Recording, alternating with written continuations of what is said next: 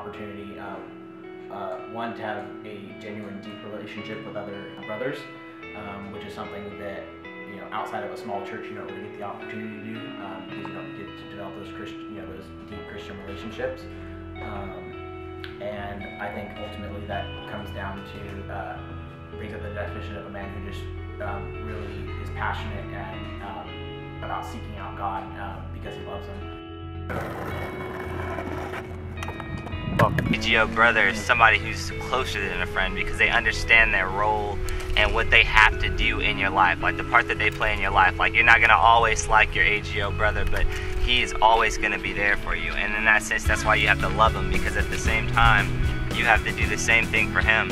So, I guess that'd be like the best way to describe it. It's so many different things, but it's just your friend, your brother, and an enemy at some points in your life when you fall into certain temptations and different things, because he's always there for you.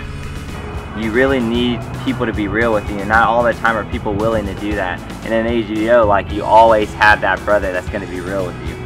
And I love that because, a lot of times you need that. And even though, they're not, like, sometimes you might get something, you don't need from that brother, but it sticks with you and you listen and you understand that somebody saw something in you that they needed to correct or they needed you to know. And it's awesome to just have so many ways and opportunities for God to speak into your life. An AGO man is a man that is down for Jesus, first and foremost.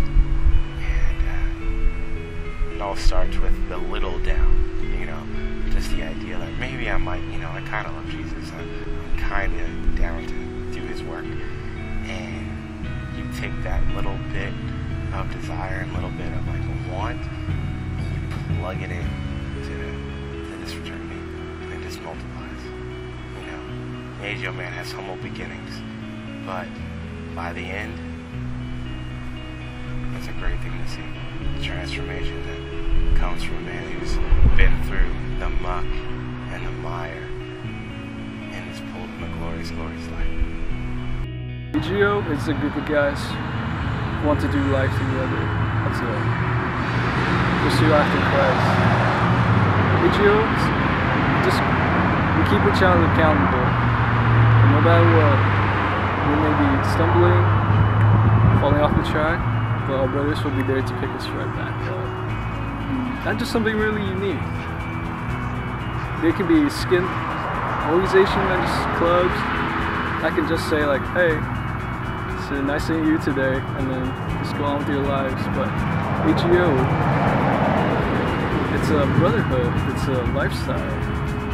These guys, they're gonna be there for you. We're gonna be friends, and we'll still be friends, good friends, even though we're like 70 years old. My advice for pledges, let's rush AGO, and just keep an open heart. It's gonna be a tough but a great experience, learning experience. Your life's gonna be changed by AGO, and the people you get to know here, you'll know them for the rest of your life.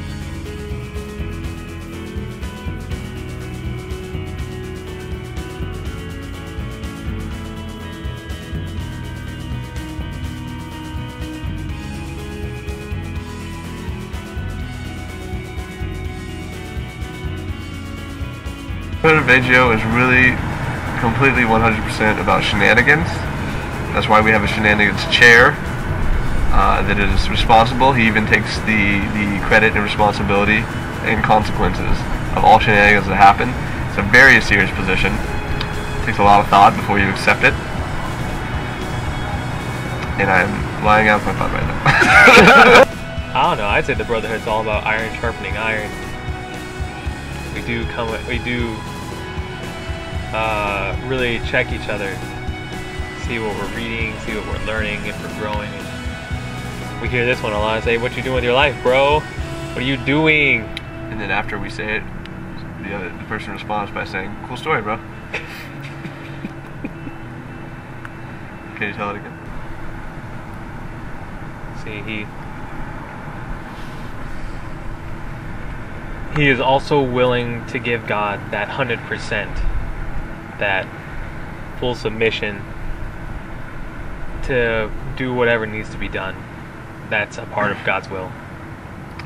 He doesn't shy away from tasks that could be difficult, tasks that could require him to sacrifice something of himself, something that he holds dear, but knows that it's necessary for him to let go. An AGO man is someone who knows God's word. He opens it, reads it, and makes it a part of his life. He's committed to it, and that he doesn't just read his Bible and it's just words to him, but he takes that Bible, he studies it against his own life, and when he sees where there's something's missing or something is out of touch with what the Word says, that he does try to form it into what the Word does say. He applies it to his life.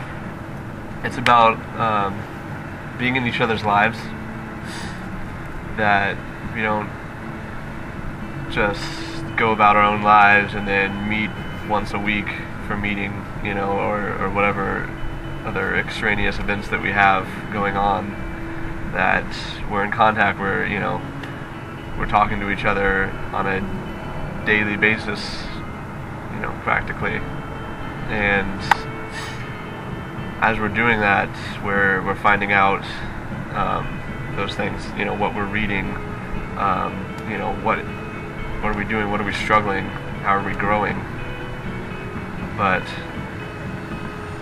it really is something that takes a diligence, that we have to make sure that we're continually getting in our brother's lives.